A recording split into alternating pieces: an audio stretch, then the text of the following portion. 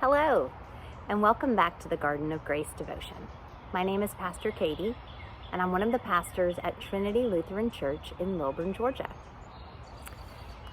Today, I begin with a question, and my question for you today is, do you know that God has given you gifts for doing certain things well? Yes, God has given you gifts for doing certain things well. Particular gifts. As humans, oftentimes some of the things that come naturally for us are those gifts. And today, I bring you a reading about this from Romans chapter 12. And it reads, and I have the New Living Translation today because I really liked it. So hear these words from Romans chapter 12. In God's grace, God has given us different gifts for doing certain things well. So if God has given you the ability to prophesy, speak out with as much faith as God has given you. If your gift is serving others, serve them well. If you are a teacher, teach well. If your gift is to encourage others, be encouraging. If it is giving, give generously. If God has given you leadership ability, take the responsibility seriously. And if you have a gift for showing kindness to others, do it gladly. I was taken with this passage this week as I thought about how each one of us do truly have gifts, even though sometimes we don't feel like it.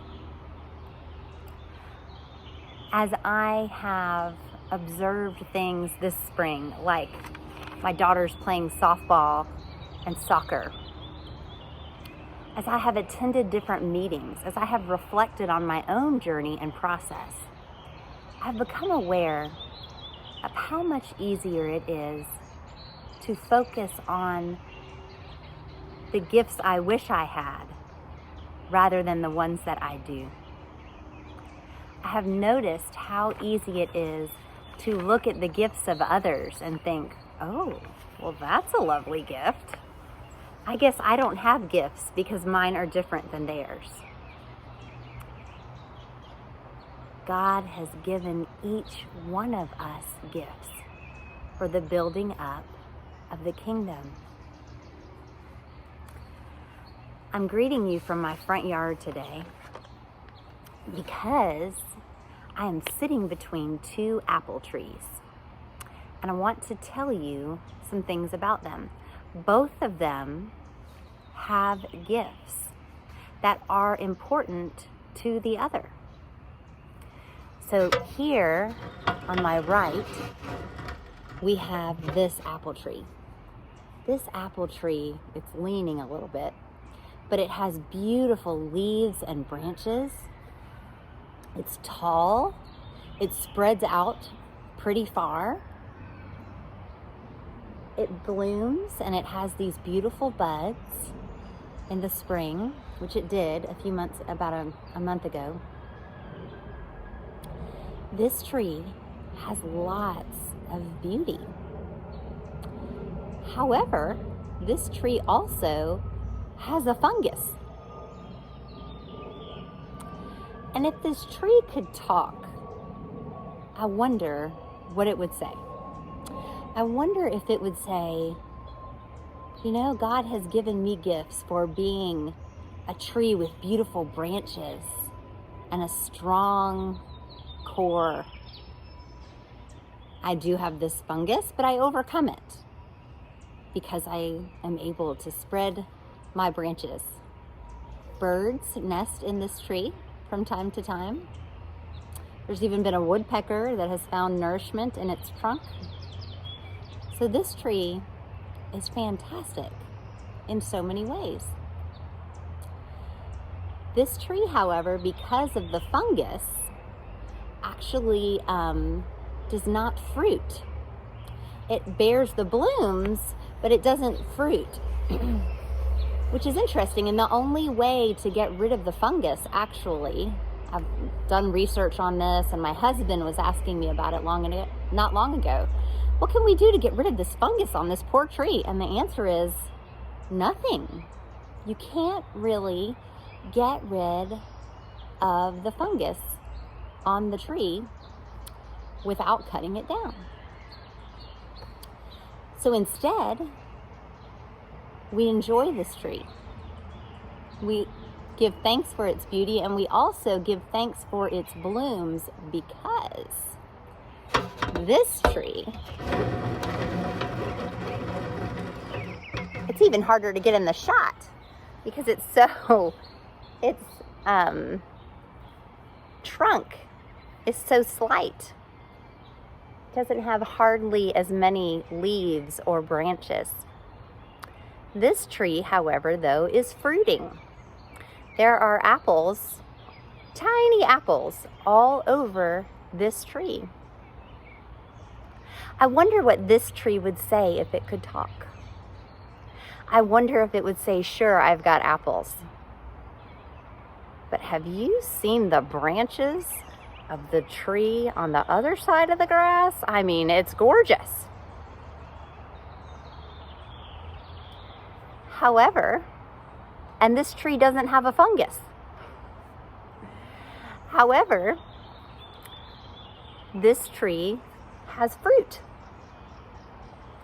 Fruit that it would not have if the other tree did not exist. I wonder how often we are tempted to focus on the gifts of others rather than the gifts that God has given to each of us. We all have certain kinds of fungus in our lives and sometimes on our person. We all have different gifts and ways that we blossom because of who God created us to be. This theme of being thankful for the gifts we've been given and seeking to use them goes right in line with this month's National Mental Health Awareness theme. So May is National Mental Health Awareness Month. And this year, it always is. It has been since 1949. Every May is National Mental Health Awareness Month. And this year, NAMI, which is the National Alliance on Mental Illness, is celebrating this month with a theme entitled More Than Enough.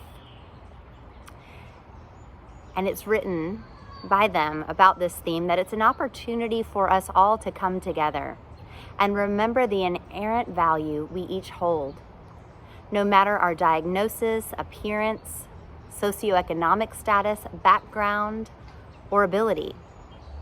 We want every person out there to know that if all you did was wake up today, it's more than enough. No matter what, you are inherently worthy of more than enough life, love, and healing. Showing up just as you are for yourself and the people around you is more than enough. This message is an important one, the core of which has been around for a long time, and we can see it in that passage that I read from Romans. The core of this theme is in the language of the church, not necessarily because of who we are, but because of whose we are. We are each children of God, created with particular gifts. May you know that this day. Like these trees, may you consider how you see yourself, the wholeness, the brokenness. May you give thanks for your gifts and focus on them and the ways that you can use them. Even if you are not able to leave your home, You can use various gifts. You can send folks a text message of encouragement. You can spread kindness. You can offer words of comfort. You can call someone up and listen to them. You could send a note to someone. There are various gifts that God has given to each of us, and you have them. I pray that you will think about what gifts God may have given to you, and you will use them in the days to come. If you're having trouble discerning what your gifts may be, I'm happy for you to reach out to me. You can reach me through the Trinity website. I'd be happy to discern with you. For now, I pray God's peace to you, for you, today and always, as you use the gifts you've been given as a unique child of God. Thanks be to God. Amen.